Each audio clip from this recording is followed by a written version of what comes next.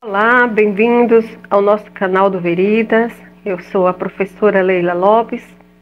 Estamos aqui para dar continuidade à série de vídeos sobre a temática da as agendas globais, o messianismo político e o último imperador. Neste vídeo nós vamos estar falando da terceira agenda dentro desta série.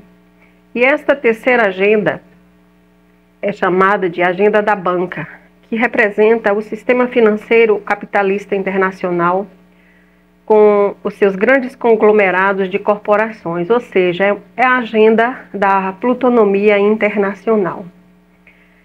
Essa agenda ela é composta por interesses muito mais sofisticados e camuflados que as demais agendas que nós já abordamos. Quando nós estudamos as três agendas sobre a ótica da geopolítica, da teologia cristã, da teologia judaica e islâmica, na transversalidade com a história, juntamente com a filosofia, com as ideologias como fonte de pesquisas sérias, fica bem delineado que é desta agenda da banca que vai surgir o governo do último imperador, que é o anticristo, segundo a nomenclatura bíblica. Então, este anticristo, que aparece tanto na apocalíptica judaica quanto cristã, nós chamamos de último imperador, porque assim algumas literaturas têm tratado acerca deste personagem. Por isso nós preferimos usar esta nomenclatura de último imperador, para quebrar um pouco este vício de linguagem ou essa especulação exacerbada acerca desta pessoa, desta figura ou do sistema chamado de anticristo. Vamos lá, dando prosseguimento ao nosso trabalho. Espero que todos possam ser alcançados com essas informações. Os principais atores desta agenda que aparecem aqui nesta agenda da banca são atores que encontram-se localizados no Ocidente. Então, esses atores, eles estão encabeçados pelos Estados Unidos, pelo Reino Unido, pela Inglaterra, pelos países da Europa Ocidental, no Oriente Médio com a nação de Israel e também no Japão como uma nação oriental. Estas são as nações que fazem parte desta agenda da banca. Todos esses países aqui, que acabamos de citar, são representados por grandes conglomerados do sistema capitalista financeiro internacional. E é este conglomerado que domina o controle econômico das nações, especialmente as ocidentais. Seus principais atores estão nos deep states, que são, prezados ouvintes, as elites que detêm o capitalismo financeiro. São os gigantes da tecnologia da informação, que são os big techs, dos meios de comunicação da indústria cultural. São estes, que controlam os financiamentos das campanhas eleitorais nas nações. Essas elites, elas são os runner show, ou seja, os que executam o show, na verdade. São os homens que controlam o jogo, que controlam para valer. E estes homens que estão por trás desse jogo, são eles que pensam, são eles que dão as cartadas, são eles que fazem as jogadas do poder mundial. Essa é a grande realidade. E eles não aparecem para a mídia. Não se enganem, eles não estão expostos na mídia. Eles não aparecem para a população e mostram quem são de verdade. Ninguém os vê em lugar algum. E ninguém os verá, por exemplo, nas reuniões anuais em Davos, nem nas reuniões anuais do Clube de Bilderberg, que são reuniões dos homens mais poderosos do mundo. Eles estão por trás destes homens, jamais aparecem em público. Mas são estes homens que mandam as ordens, pelos homens da sua alta confiança, que vão estar em Davos e que vão estar em Bilderberg todos os anos, apresentando os planos da execução desta agenda global. Eles estão nos clubes privados, em St. James, em Londres, onde pouquíssimas pessoas têm acesso. E isto não é, definitivamente eu afirmo a cada um de vocês, o que nós estamos falando aqui não é uma teoria da conspiração, é a vida real em termos da elite do verdadeiro poder que controla o mundo ocidental. O que nós estamos trazendo nestes vídeos, anunciando, ensinando, é acerca daqueles que controlam o jogo e ditam as cartas para as nações, que são os membros das famílias atlanticistas e são os líderes corporativos que controlam o mercado financeiro, especialmente os grandes acionistas do sistema financeiro entre Londres e Nova York. Então aqui nada temos de teoria da conspiração, nós temos aqui fatos estudados, pesquisados e comprovados de forma documental. É preciso que eu deixe isso aqui bem claro. Então, esta é uma agenda de dominação global com um sistema muito complexo. Se vocês assistiram meus 2 últimos vídeos sobre essa série, perceberam que nós não estamos lidando com um assunto qualquer. É um assunto denso, é um assunto complexo, e essa então envolve uma complexidade muito maior. Por isso é preciso ter muito esforço e força de vontade para compreender a dimensão dessa agenda. Dito isso, vamos estar falando acerca dessa agenda, porque todo o arranjo da nova ordem mundial está nela. Através da financiarização da economia, do ultraliberalismo. Quem está por trás dessa agenda, na verdade, são os donos do capitalismo informacional e financeiro, que são os tecnocratas, certo? Essa é a agenda dos bancos centrais e dos controladores das bolsas de valores do Ocidente. Politicamente, ao contrário do que se pensa, essa não é uma agenda que tem a proposta de financiar nem a direita ou a esquerda política através dos seus partidos e das suas ideologias partidárias, sim, certo? Mas essa é uma agenda que ela tem uma proposta de algo muito maior do que nós imaginamos. Essa agenda, na verdade, é quem financia tanto a direita quanto a esquerda nas nações, conforme o jogo do tabuleiro do xadrez, desse xadrez político quando lhes convém. Essa é uma agenda maior, que ninguém vê a face dos verdadeiros idealizadores e controladores. Saiba de uma grande verdade, prezado ouvinte que está nos acompanhando com essa série tão importante sobre a agenda global e o último imperador. Saiba que o verdadeiro poder, ele é invisível. Os homens verdadeiramente poderosos, eles nunca estão expostos com suas vidas em mídias sociais ou para o público em geral. O verdadeiro poder, ele é invisível. Saiba disso. Quando tratamos dessas agendas, nós estamos lidando diretamente com vetores da geopolítica, e é necessário saber quais são os 2 principais vetores da geopolítica. Esses vetores são os recursos naturais e o mercado. Então, todas essas 3 agendas, elas estão dentro do viés da geopolítica, trabalhando em cima da obtenção, da dominação desses 2 vetores, que são os recursos naturais distribuídos dentro das nações e o mercado, o fluxo de mercado, que hoje é um fluxo global, certo? Portanto, temos aqui também vetores de alta complexidade, porque estamos falando, né, de rotas comerciais, de interesses da geoeconomia.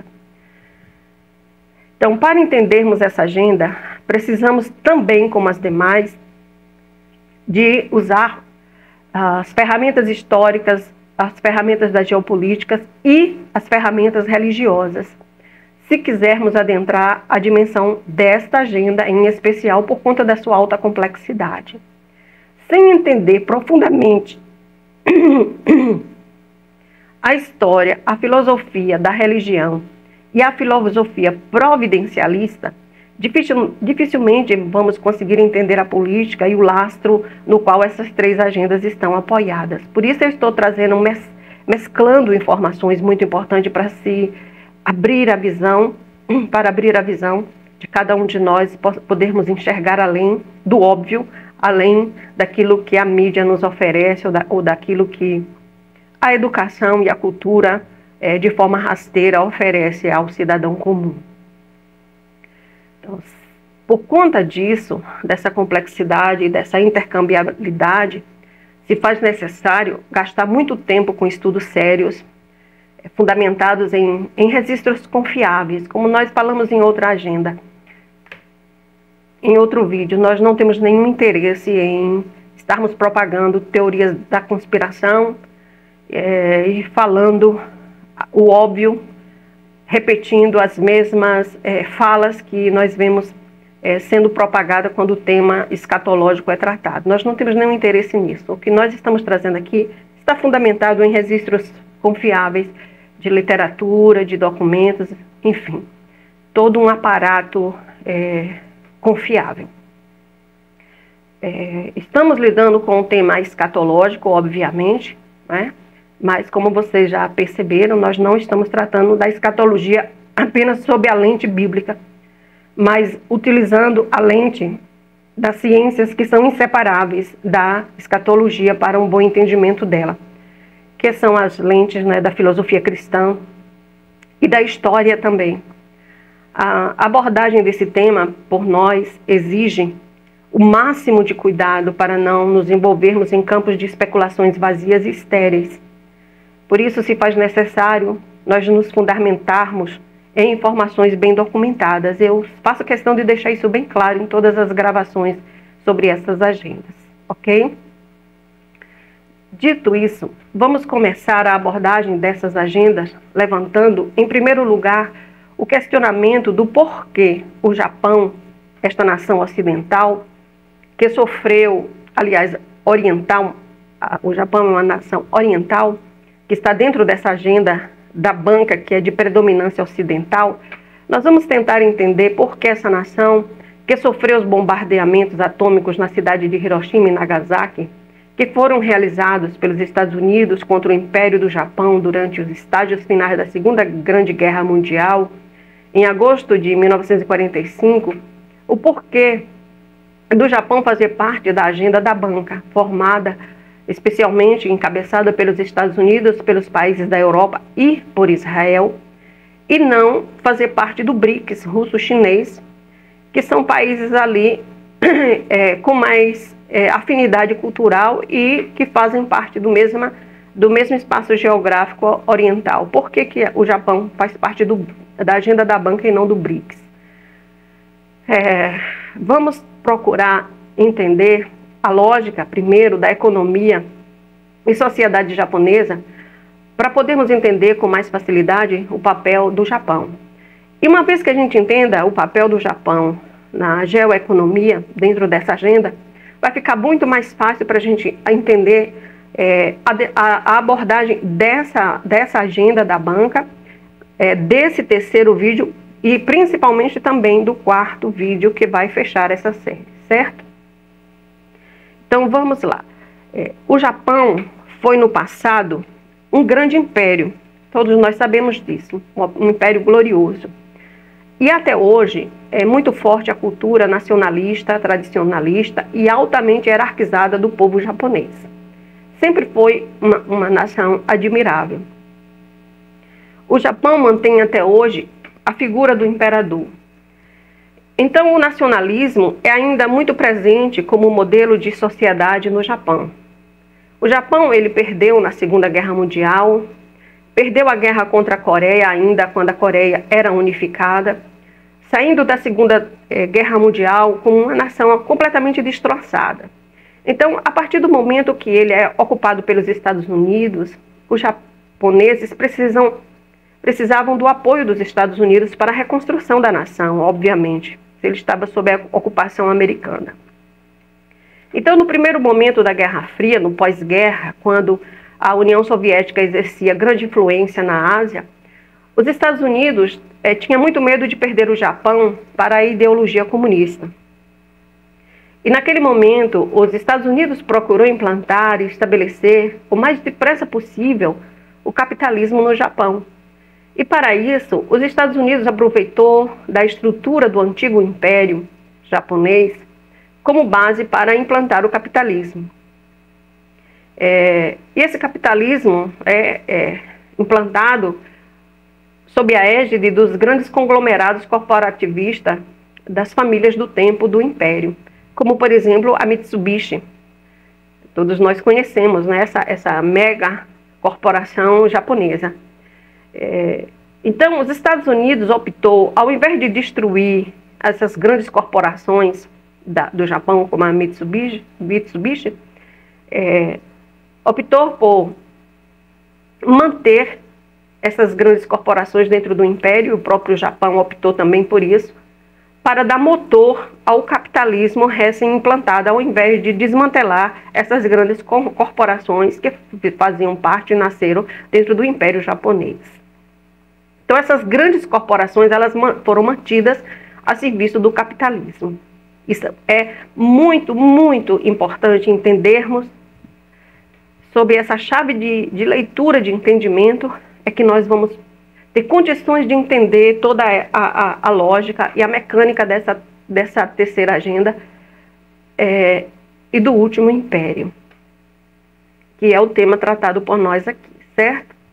Então, os Estados Unidos forneceu meios de produções ao Japão e ofereceu seu mercado interno para receber as suas produções, utilizando, obviamente, o dólar como moeda que substituía o ouro nas trocas comerciais.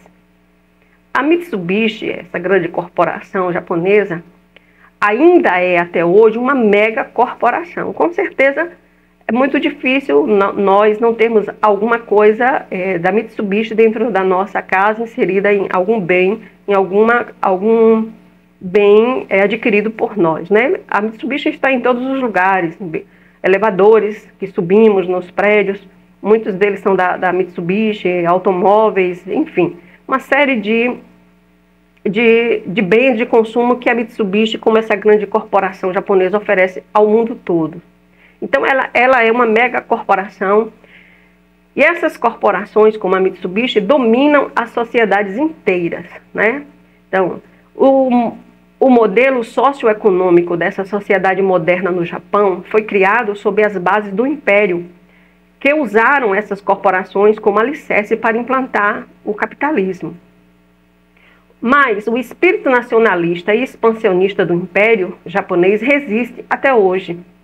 O capitalismo do Japão, ele é estabelecido sob as estruturas do Império, conservou as estruturas do Império, mas o capitalismo foi implantado. Então, hoje você tem no Japão um Estado forte, nacionalista, que não necessariamente gosta de ter esse poder, né, estatal dividido com essas grandes corporações, ainda mais as estrangeiras. Mas o Japão é um Estado, né, implantou um Estado que foi suprimido por um novo modelo de mundo, depois da Segunda Guerra Mundial, com a dominação americana. E, sob essa égide, ele aceitou ceder a sua autonomia a essas corporações, para manter as estruturas da sociedade hierarquizada com o Estado. Então, esse modelo do novo mundo implantado no Japão, ele é muito parecido com a relação da Igreja com os governos europeus na Idade Média. Não era que os reis e monarquias da Idade Média acreditassem em Deus e fossem verdadeiramente da cristandade. Era apenas uma jogada política, uma jogada governamental. Porque eles tinham a percepção, né, os reis tinham essa percepção e eles faziam alianças com lideranças religiosas católicas, representando uma igreja que, na verdade, a religião católica, a Igreja Católica era uma instituição e né, fundamentada na manutenção da hierarquia imposta e o controle das populações dentro daquelas sociedades pela religião.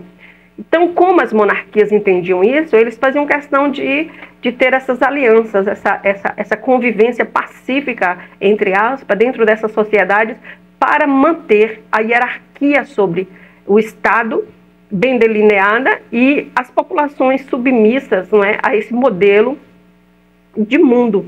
Então, assim como foi na Idade Média, as alianças entre a Igreja e os estados monárquicos, assim também foi feito no novo modelo de mundo estabelecido pelos Estados Unidos com o Japão, e que fazem parte de todo o entendimento dessa agenda da banca e de toda a dinâmica do governo do anticristo no tempo do fim, ou do governo do último imperador. Por isso que eu estou trazendo esse detalhe que é riquíssimo de informações para entendermos a dinâmica dessa agenda.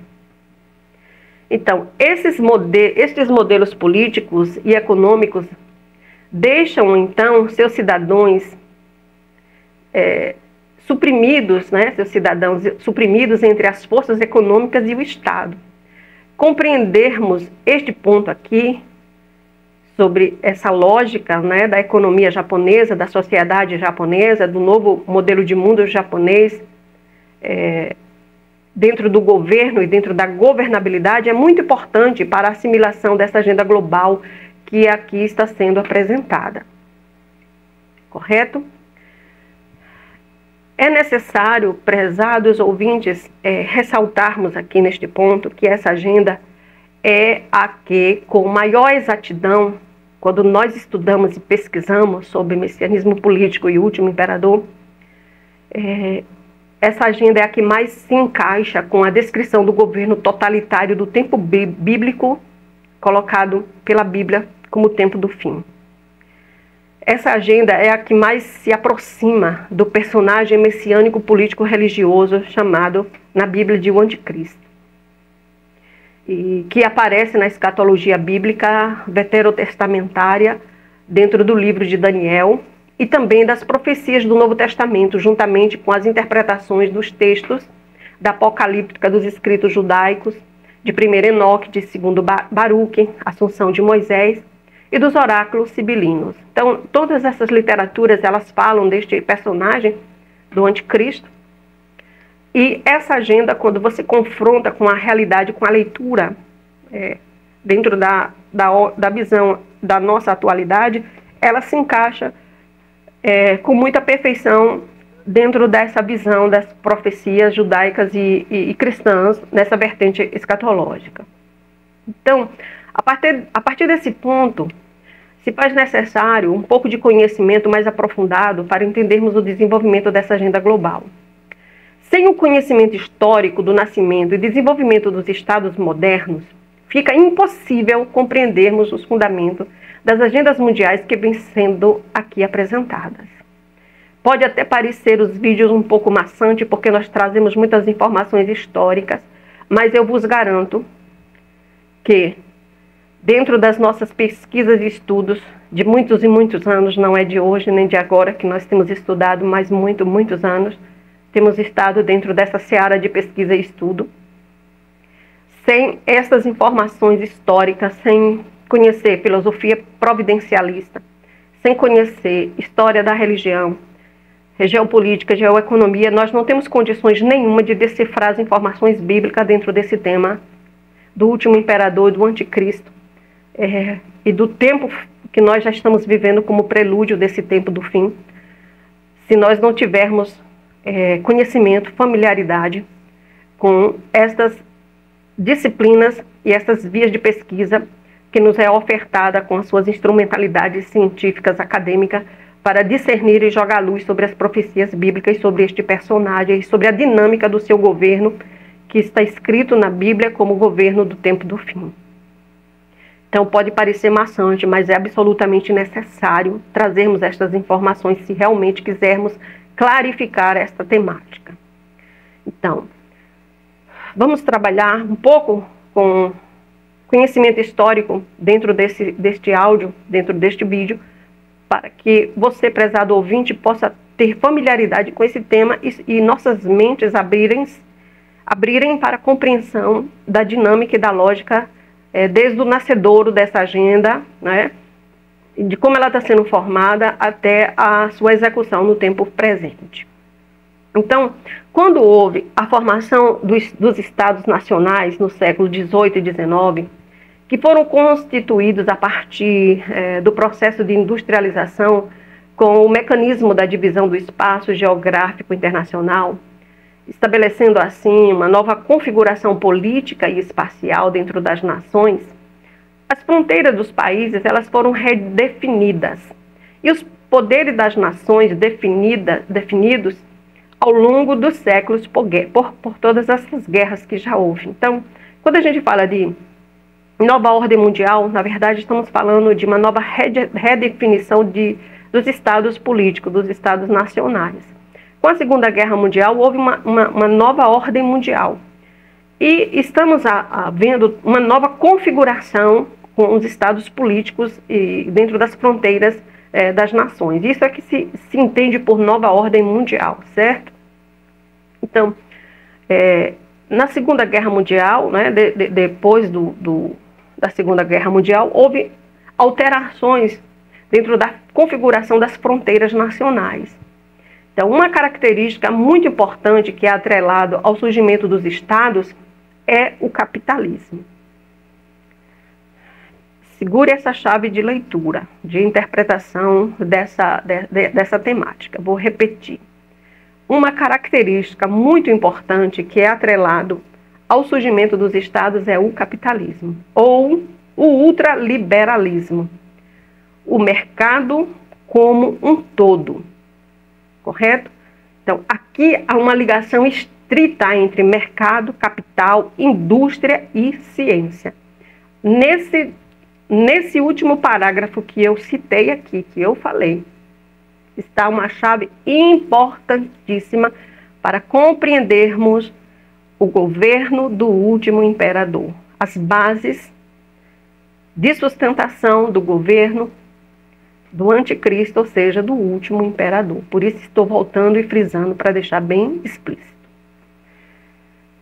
Então, desde quando os estados modernos foram formados e o capitalismo foi implantado, o mundo passa a ter uma lógica econômica. Tudo passa a ser visto sob a ótica do dinheiro. Quem tem muito dinheiro manda. Quem não tem se submete a quem tem. Essa é a lógica da nova ordem mundial com a formação dos estados nacionais depois do século XIX. Então, quem manda é o dinheiro, certo? O capitalismo é a ideologia que é definida como quem tem muito dinheiro manda e quem não tem obedece, se submete a quem tem, certo? Então, desde o fim da Segunda Guerra Mundial, a hegemonia americana dominou o mundo unipolar até os dias atuais. Esse é o embrião da nova ordem mundial. E é sob a égide do capitalismo que os países dessa agenda estão amparados.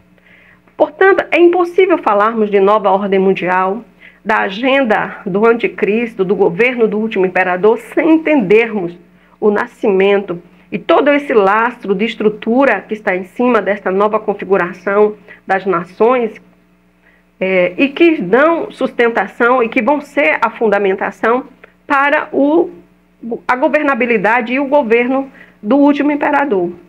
Então, a nova ordem mundial que está sendo já implantada dentro das nações nos nossos dias, ela está sob principalmente a égide do capitalismo financeiro, que é a égide, é o fundamento do governo que está sendo preparado para a ascensão do último imperador. Então é importante você entender isso. Para entendermos a dinâmica dessa agenda, precisamos também conhecer a origem e o funcionamento das grandes corporações do capitalismo financeiro, que comandam, na verdade, a execução de seus projetos em pleno andamento.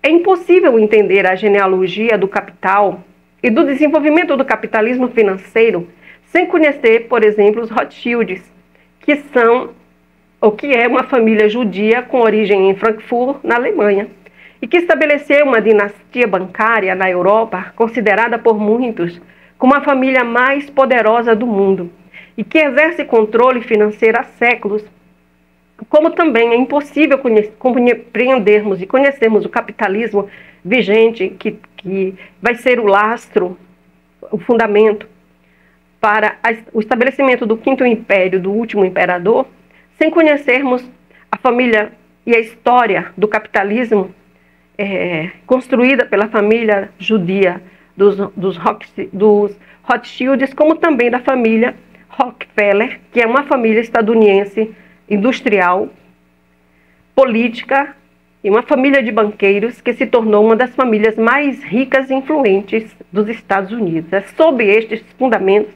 que a agenda do anticristo está sendo bem montada. Os grandes banqueiros mundiais dessas duas famílias, vamos entender um pouco sobre a história delas, para que a gente chegue à compreensão da lógica e da formação e estrutura dessa agenda. Então, essas duas famílias, né, esses dois grandes conglomerados de banqueiros mundiais, formada por elas duas, elas estiveram associadas, por exemplo, à Revolução Russa, na queda do Império Czarista em 1920.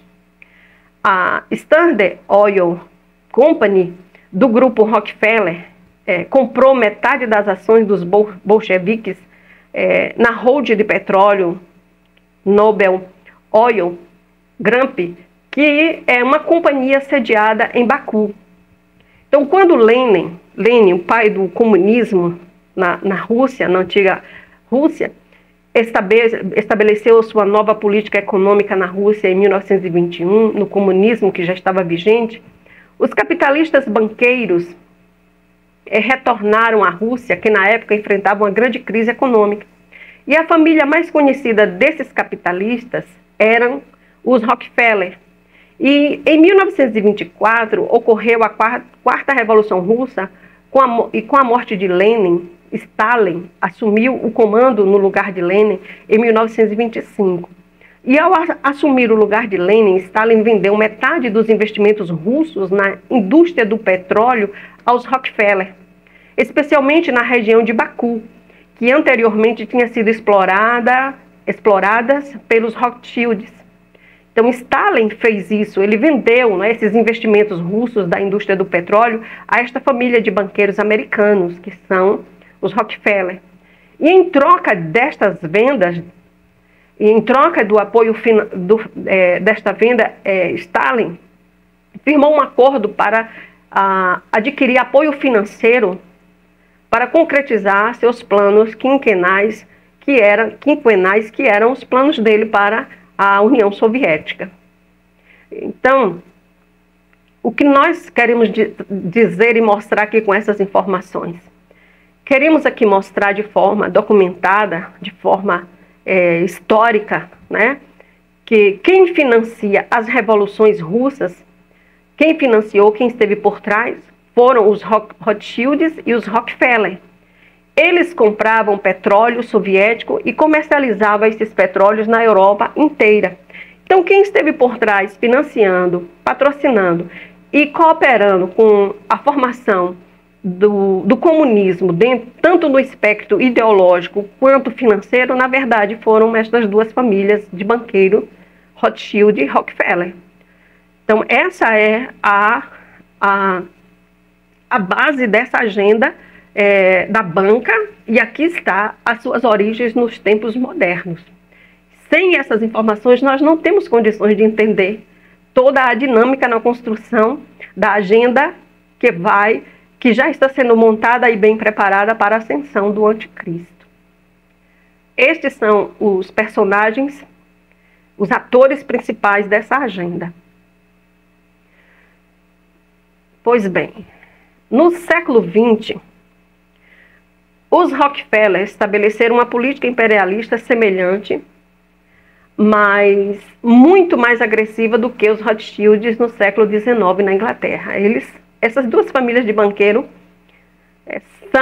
foram e continuam sendo as duas potências do capitalismo financeiro mundial. E No século XX, os Rockefeller, né, estabeleceram essa política altamente agressiva no campo financeiro. E todos nós sofremos o impacto delas nos nossos dias. Então, os países das Liga das Nações buscavam auxílio dos Estados Unidos após o término da Primeira Guerra Mundial para a reconstrução de suas economias. O mundo estava destroçado com a guerra e precisava de recursos financeiros para a restauração das suas nações. Então, foram em busca dessas ajudas. Então, como parte do Tratado de Versalhes, que foi um tratado estabelecido, né, dentro de uma reunião de nações para a restauração das nações devastadas pela guerra, os Rockefeller estavam presentes, obviamente, e declararam que nenhum país receberia empréstimos a menos que banqueiros influentes controlassem seus bancos centrais. Então, países que não possuíam bancos centrais tiveram de criar um se quisessem ter algum tipo de ajuda e recurso financeiro dos donos do capitalismo, que era, no caso aqui, os Rockefeller e os Rothschilds. Então, eles impuseram que as nações tivessem o controle de banqueiros influentes, obviamente sob a sua governabilidade, e que as nações construíssem ou preparassem, né, desenvolvessem os seus bancos centrais. Então, desde lá, as famílias dos banqueiros da costa leste dos Estados Unidos, os Rockefeller, passou a controlar os novos bancos centrais do mundo inteiro, inclusive do Banco Central americano, que é o Banco Central da nação que encabeça esta agenda da banca, que é os Estados Unidos da América. Em 1930, foi criado o BIC, que é o Banco Internacional, para que, por intermédio desse banco, estas famílias tivessem o controle de todos os recursos financeiros e da financeirização do mundo. Ao longo das primeiras décadas do século XX, é possível identificar a criação dos bancos centrais criando o padrão estabelecido pelo poder econômico do dinheiro e do petróleo na intervenção dos negócios das nações ao redor do mundo. Então, a influência, o poder, a governabilidade desses banqueiros estão por todo o mundo, controlando o mundo ocidental e o mundo oriental também. De modo que não há nenhum banco central no Ocidente que não esteja no controle desses grupos. E são eles quem controlam as moedas dos países. O Fed, que é o Banco Central dos Estados Unidos, não é dos Estados Unidos. O Fed é um banco central deste grupo que hoje é conhecido como o Clube de Bilderberg. Então, nem mesmo o Banco Central americano pertence à nação americana, ao povo americano, ao Estado político americano. O Banco Central americano pertence a estes banqueiros, a este grupo que hoje é conhecido mundialmente como Clube de Bilderberg. Então, a correlação que existe entre o Banco Central americano e o Banco Central europeu, juntamente com o Banco Central inglês, é que eles fazem parte de um grande conglomerado, o conglomerado do BIS. Então, o BIS, na verdade, é a reunião de todos os bancos centrais do mundo que controlam as bolsas de valores em todo o mundo. O Banco Central de todos os países do mundo é privado, não é propriedade de nenhum povo, de nenhuma nação. Os bancos centrais, eles são privados e eles pertencem, na verdade, à família dos judeus, que é a família dos Rothschilds, e da família real da Inglaterra. Então, aqui nós temos, veja, a complexidade do sistema financeiro aqui que está sendo desvelado para nós. Então, todos os bancos centrais do mundo pertencem, dentro desse conglomerado, a essas duas poderosíssimas famílias que mandam, na verdade, no mundo, que ditam as cartas, que são os Rothschilds e a família real da Inglaterra, da falecida rainha Elizabeth II.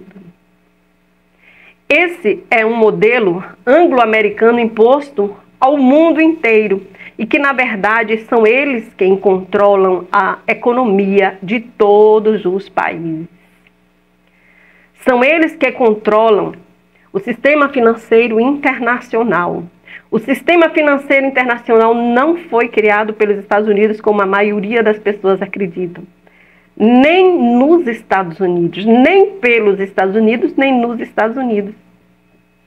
O sistema financeiro internacional foi criado por esta rede de banqueiros e notadamente no Tratado de Versalhes, de onde os Rockefeller estabeleceram a cláusula desse tratado que vai condenar todas as nações do mundo ao domínio deles. Nenhum país recebe empréstimo a não ser que eles, os banqueiros, controlem o Banco Central do país.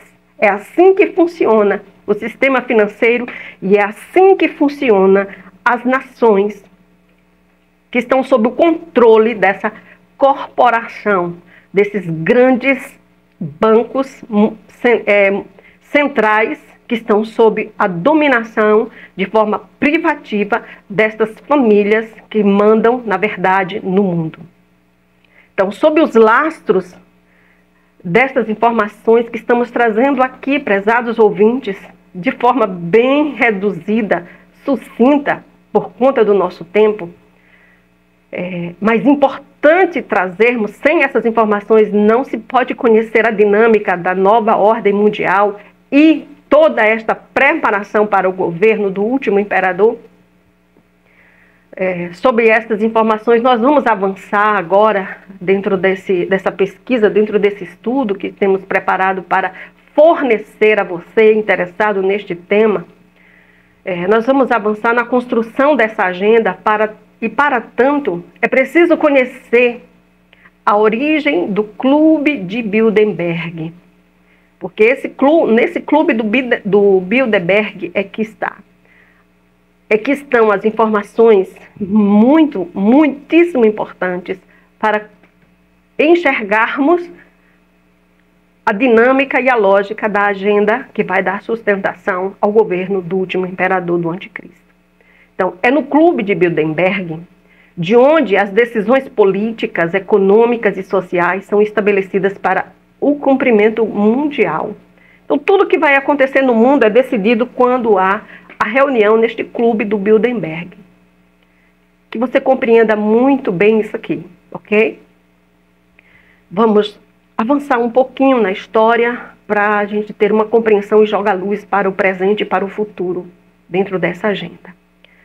O primeiro encontro na formação deste clube, a primeira reunião onde estes homens poderosos se reuniram no Clube de Bilderberg, essa primeira reunião ela teve como anfitrião o príncipe da Holanda chamado Benhart, que ao discursar nesse encontro, Benhart ele disse algo importante sobre a estratégia dessa agenda que eu vou ler para vocês.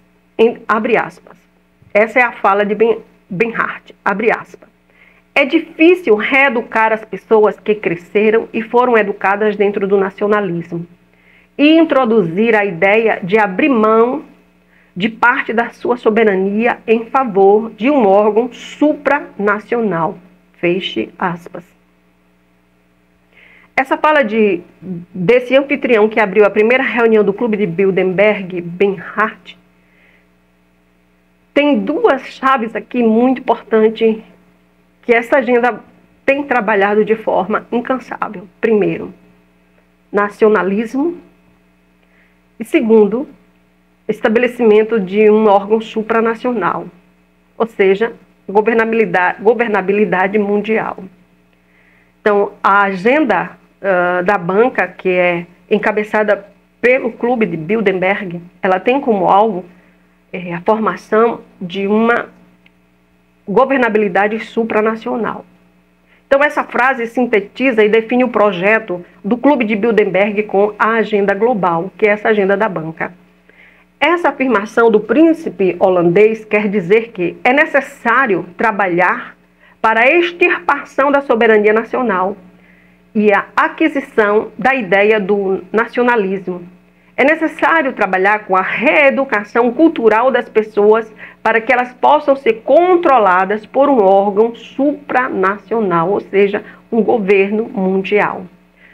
Obviamente que um controle internacional de uma corporação privada encabeçada por mandatários do mundo, esse é o alvo e essa é a proposta do Clube de Bilderberg.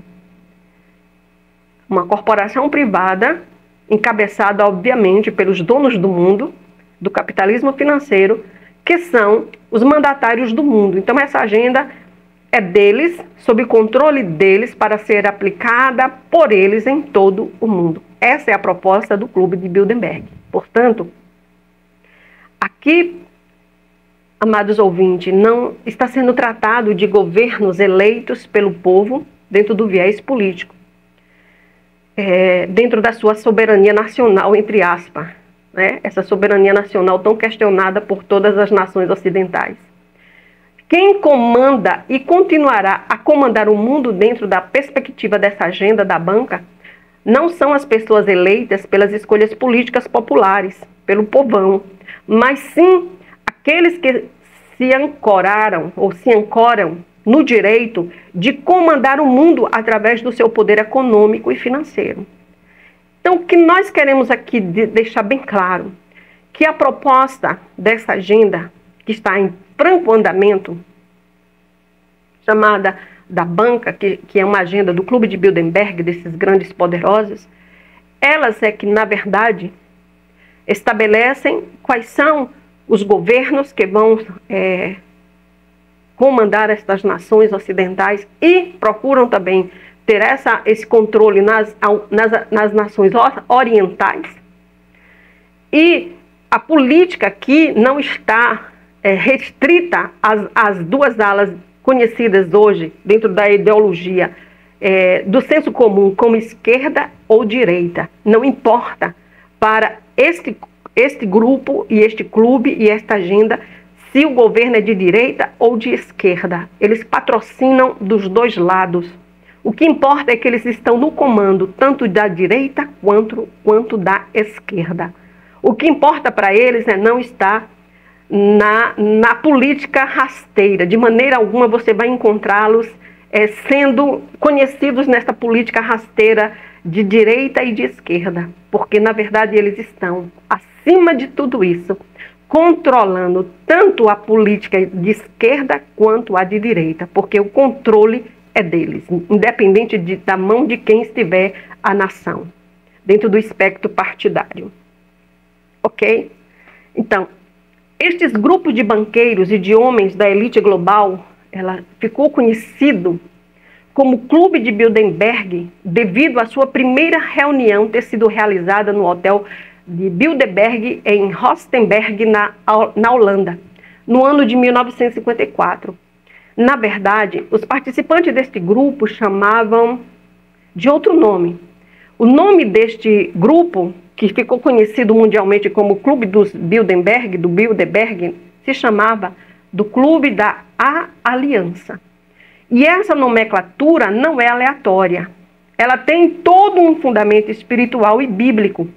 Os jornalistas, na época, que acompanharam esta reunião, que foi a primeira reunião, e a aparição pública desse grupo foi quem apelidaram o grupo de Clube de Bilderberg. Mas o verdadeiro nome deste grupo é a Aliança, o grupo da Aliança. E este é um termo que tem grande fundamento espiritual.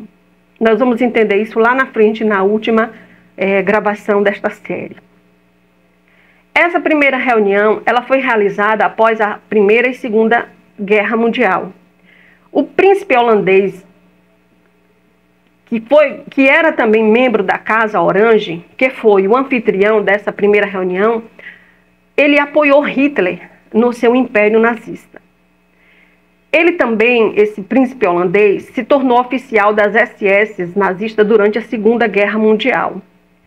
Esse príncipe era o maior acionista da Royal Dutch Shell, que é a empresa petrolífera controlada pelo clã dos Rothschilds, e como membro da Casa Orange, este príncipe holandês, Hart, ele teve um grande papel dentro dessa abertura do Clube de Bilderberg. Benhard declarava-se descendente da dinastia merovingia, que havia gerado os reis de Jerusalém. Então, o Clube de Bilderberg foi, de certa forma, fundado por um descendente de Godofredo de Bouillon, que se tornou rei de Jerusalém no ano de 1099. Aqui, amados ouvintes, encontramos um grande problema, que somente com as ferramentas da história, da filosofia providencialista, nós podemos penetrar e entender a dimensão dessa afirmação aqui sobre a dinastia dos merovingios, compostas por reis e príncipes das casas monárquicas europeias, como, por exemplo, a família inglesa da casa de Windsor, que é a família do príncipe Charles, coroado agora como rei, da rainha Elizabeth falecida.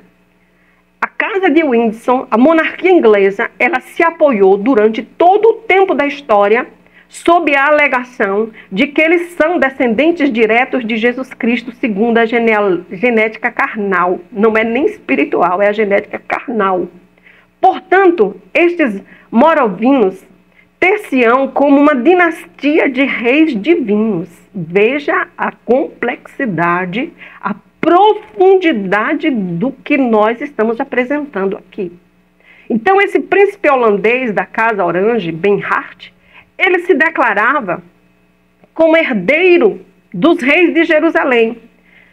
Como a casa de Windsor também são considerados por eles mesmos como descendentes diretos de Jesus Cristo, segundo a carne, e, portanto, eles têm na sua genética sangue divino. E por terem sangue divinos, eles são uma dinastia de reis divinos governando a terra. Aqui há algo muito profundo que nós não temos tempo, condições de entrarmos somente em aula, em palestras, que eu abordo isso de forma muito mais profunda. Aqui é uma informação que nós não podemos nos privar de passar, mas isso aqui tem uma chave de entendimento dessa agenda poderosíssima e profundíssima, certo? Então, segundo o projeto dessa dinastia que chega até nós no tempo presente, eles, como herdeiros legítimos de Cristo, são os detentores do poder do mundo temporal. São os donos, herdeiros legítimos dos governos deste mundo, e estes governos lhes pertencem por direito. Essa é a lógica deles. Independente dos cristãos protestantes, católicos, ateus, historiadores acreditarem nessa história ou não. Essa história, ela está bem documentada em livros da Inglaterra, dentro da casa de Windsor. O fato é que essa alegação dessa dinastia divina, ela é uma alegação dentro da Europa que não é uma lenda, considerada como uma lenda. Essa alegação é algo levado muitíssimo a sério por todos aqueles que têm conhecimento dessas alegações registradas em livros.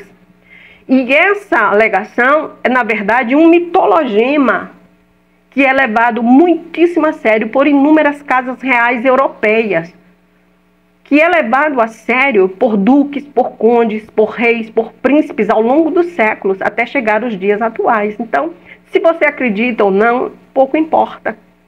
Essa alegação se tornou um mitologema dentro das monarquias e das casas reais europeias, que eles são descendentes dos reis de Jerusalém, portanto, eles pertencem a uma dinastia divina que vem remontando até chegar a Jesus Cristo. Portanto, eles são donos do mundo. E é essa gente que disputa o poder mundial nos dias de hoje. Então é preciso compreender a profundidade e a gravidade dessa questão que estamos abordando. O Clube de Bilderberg foi fundado no século XX, mas aqui estamos falando de 2000 anos de história contínua. Estamos falando de história que vem de 2000 anos sendo processada no palco da história da humanidade. No Clube de Bilderberg, nós encontramos um imbricamento de duas representações culturais e religiosas. Porque aqui, nessa agenda, como as demais, nós estamos tratando de messianismo político e do último imperador nas suas agendas globais, trazendo informações da geopolítica, da geoeconomia, porque sem essas informações, sem a instrumentalidade dessas disciplinas, nós não temos como chegar nessas informações aqui, que estamos tratando e abordando e trazendo para você.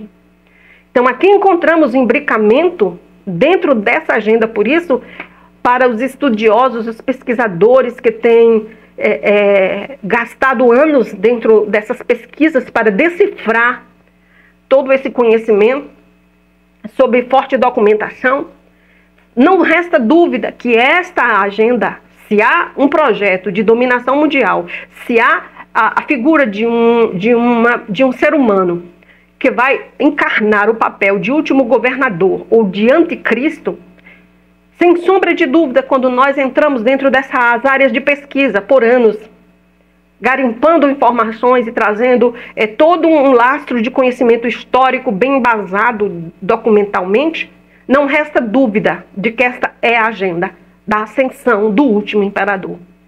E esta agenda, ela encontra-se, né, dentro do Clube de Bilderberg. Quando nós estudamos profundamente, nós encontramos o imbricamento das duas representações culturais e religiosas mais importantes do Ocidente e do Oriente, que são as representações judaico-cristãs no Ocidente, que tem como epicentro da sua história a cidade de Jerusalém. Então, Jerusalém é uma cidade fundamental na tradição hebraica, bem como ela é fundamental para o cristianismo. Esse epicentro da história hebraica e cristã é transferido para a Europa a partir do momento que os herdeiros das casas reais europeias se autoproclamam como herdeiros da dinastia dos reis de Jerusalém.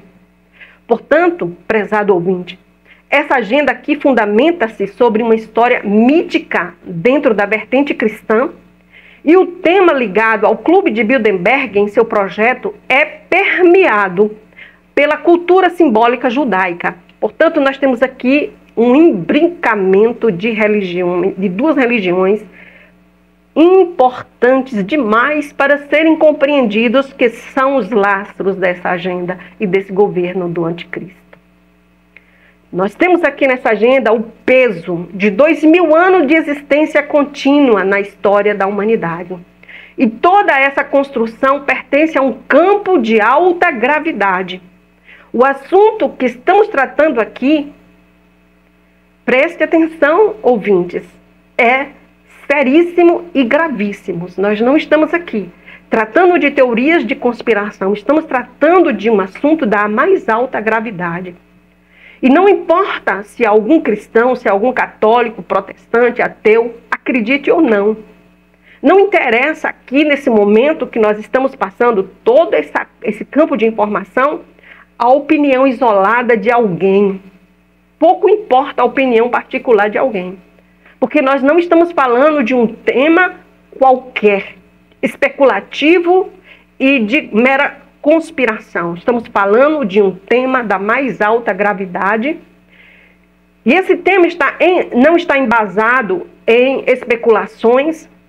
Aqui não se trata de opiniões, nem de interpretações particulares, minha ou de quem quer que seja, mas de fatos históricos devidamente documentados, onde uma parte de componentes dessa agenda assume-se como cristãos, entre aspas, descendente dos reis de Jerusalém e que tem sangue divino nas veias, portanto, eles têm o direito à governança e à governabilidade mundial. E nós temos dentro dessa agenda uma outra parte de judeus, entre aspas, que assumem dentro dessa agenda a ideologia supremacista de dominação mundial sob a vertente do racismo metafísico. Então, temos dentro dessa agenda da banca as duas mais importantes religiões representadas dentro dessa agenda, a cristã e a judaica. Contudo, abre aspas, as duas esferas religiosas aqui, que fazem o lastro dessa agenda. São religiões que estão sob predominância no Ocidente e Oriente, por conta do ponto em comum das duas religiões aqui apresentadas, a cidade de Jerusalém e toda a história religiosa que está inserida, representada por esta cidade dentro do Oriente Médio. Então, além do príncipe holandês, o Clube de Bilderberg foi organizado por vários outros homens, né, importantes, representantes da CIA, representante de várias instituições americanas, moscovitas, enfim, uma série de homens que representavam a elite mundial. E essa elite não é só composta de pessoas que têm dinheiro. Essa elite que forma o Clube de Bilderberg, desde o seu início, se configura como uma elite que possui sangue divino. Então não é somente pessoas as mais endinheiradas do planeta, mas essa elite que compõe o Clube de Bilderberg são homens que são considerados por eles mesmos e por toda o organograma que compõe esse clube como homens que possuem o sangue divino. Então, os 100 membros da elite de Bilderberg que fizeram a abertura deste clube oficialmente para o mundo conhecer, eles eram originários da elite mundial. E eles foram escolhidos a dedo, para fazerem parte deste grupo. Escolhidos por quem? Por Edmund de Rothschild e por Lawrence dos Rockefeller, os dois manda-chuvas do mundo do capitalismo financeiro internacional. Então não foi eles que se inscreveram e que desejaram participar do grupo, não. Esses 100 membros que deram a origem ao Clube de Bilderberg de forma pública, eles foram escolhidos a dedo para formar esse clube que manda no mundo, através dos Rothschilds e dos Rockefeller. E eles são esses homens escolhidos pelas famílias dos Rothschilds e dos Rockefeller. E essas duas famílias que criaram uma certa disputa, né, entre aspas, pelo petróleo dentro da nação russa, na verdade, essa disputa foi uma cortina de fumaça que foi criada, na verdade, para disfarçar ou esconder a atuação dessas duas famílias dentro da nação russa e do patrocínio que eles investiram dentro do sistema comunista com Stalin, com Lenin e com Stalin. Então eles estão por trás tanto do comunismo como do capitalismo, como toda a ideologia onde eles são os mandatários e que dão as cartas e que escrevem o roteiro para as nações no tempo presente e no tempo futuro, segundo a sua agenda. Eles, em 1954, criaram o grupo que é chamado, né, de Clube de Bilderberg, que na verdade é o Grupo da Aliança. Esse grupo liderado por uma família de judeus, e esse grupo formado por homens ocidentais que se arrogam herdeiros dos reis de Jerusalém. E em que se fundamentam este grupo? Essa é uma boa pergunta. Nós respondemos também. Eles se fundamentam na alegação de que Deus, entre aspas, um Deus, entre aspas, com D minúsculo, fez com eles uma aliança. Daí vem o nome verdadeiro do grupo, do Clube de Bilderberg. O nome do grupo não é oficialmente Bilderberg, mas o Grupo da Aliança. Então esse Deus, entre aspas, que fez com eles uma aliança, outorgou a eles o direito de dominarem o mundo. Então, observe a dimensão destas coisas que nós estamos tratando. Esta é a realidade e a verdade documentada dentro dessa terceira agenda da banca, que está aqui, apresentada pelo Clube de Bilderberg. Então, todos os membros do Comitê de Bilderberg são membros da Comissão Trilateral, que é um fórum de discussão privado, fundado em julho de 1973, por iniciativa de David Rockefeller. Eles são membros do Clube de Roma e da Sociedade Fabiana. Todos eles atuam sobre a plataforma ideológica de dominação mundial. Tanto os Rockefeller quanto os Rothschilds têm o poder dividido dentro deste grupo. E essas reuniões ocorrem anualmente desde 1954, sendo que os Rothschilds, os anfitriões das reuniões realizadas na Europa, têm tido uma influência enorme em todos os eventos mundiais. Todos os eventos mundiais, e eles estão por trás. A história do século XX não pode ser entendida sem esses dois grupos. Não pode, nem escatologicamente, nós podemos entender o governo do anticristo sem essas informações que eu estou passando.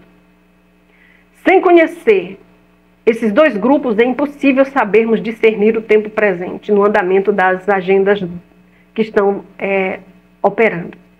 Então, das deliberações deste grupo de Bilderberg saíram todos os mais importantes desenvolvimentos dos últimos anos, das últimas décadas a nível mundial e que interfere na soberania de todas as nações. Os indivíduos que compõem esse grupo com seus representantes encontram-se, na verdade, em particular, para discutir assuntos relacionados com o mundo inteiro. E, sem dúvida nenhuma, os atores desse cenário mundial compartilham de um fórum privado, onde eles levantam assuntos e questões distintas daquelas ditadas a eles pela arena pública, num local onde eles não estejam cercados de servidores públicos e nem por programas políticos. Eles são autônomos e independentes dos programas políticos das nações, sejam elas quais forem. Então, eles se reúnem em locais que podem discutir preocupações e objetivos de longo prazo para as nações. O grupo se oficializou em 1954, mas a ação do grupo existe desde o início do século XX. E em 1954, houve a oficialização internacional do grupo, porque até então eles atuavam de forma velada. Em 1954 é a data que nós temos, prezados ouvintes, que marcam a interferência desse grupo na soberania dos países.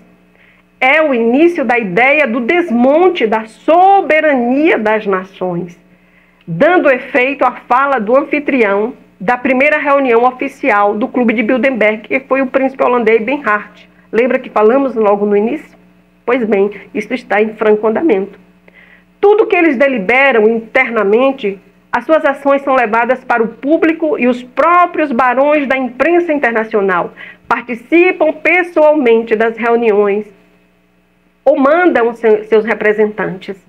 E eles têm acesso às informações que podem ser reveladas sobre o conjunto das reuniões, mas dificilmente são noticiadas. Até as poucas informações que eles passam para o público têm dificuldade de serem noticiadas, porque eles têm um raio de monopólio sobre a imprensa, né?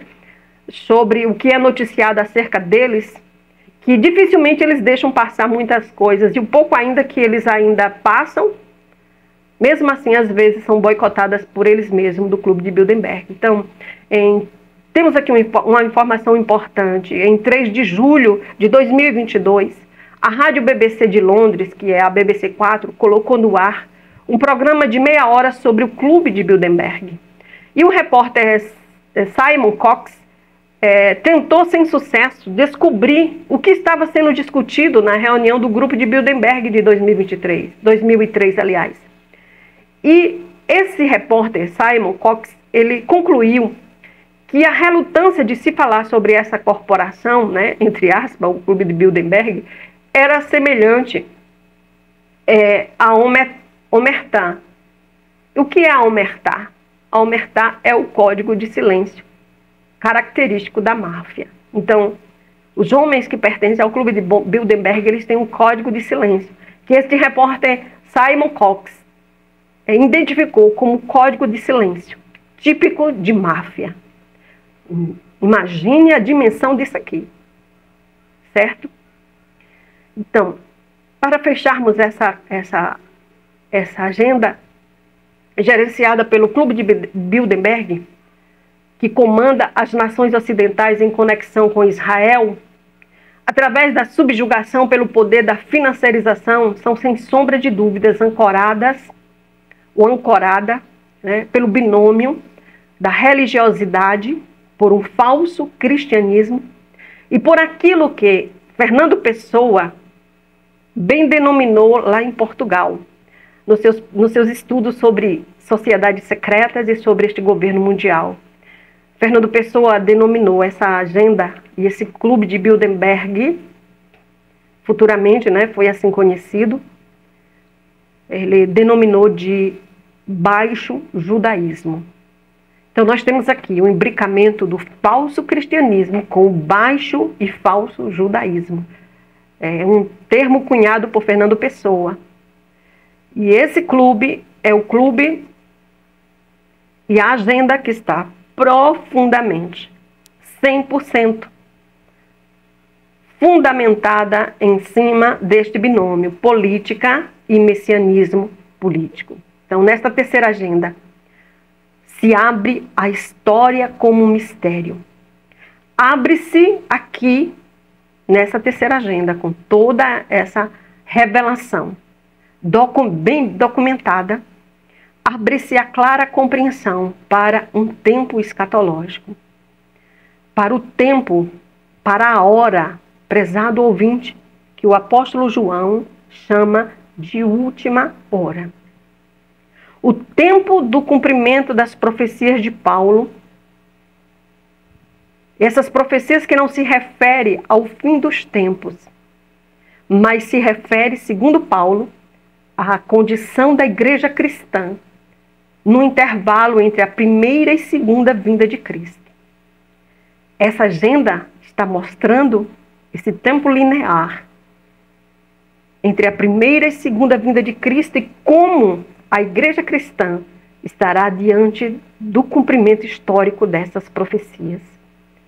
O tempo histórico que já estamos vivendo, onde velozmente tudo está se cumprindo para a grande ação dramática do Mysterium Iniquitatis, ou seja, o mistério da iniquidade, trazido pelo apóstolo Paulo lá no livro de Tessalonicenses, que já está operando no mundo, que é a manifestação em toda a potencialidade da ontologia do mal.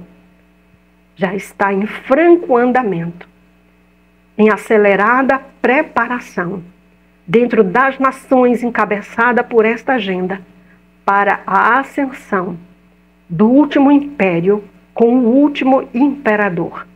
E é sobre isso que vamos tratar o nosso quarto e último vídeo dessa série. O império e o último imperador. Deus em Cristo os abençoe. Estamos aqui finalizando este vídeo. Esperamos que lhes seja de grande proveito todas estas informações. Até a próxima com o quarto vídeo para encerramento desta série.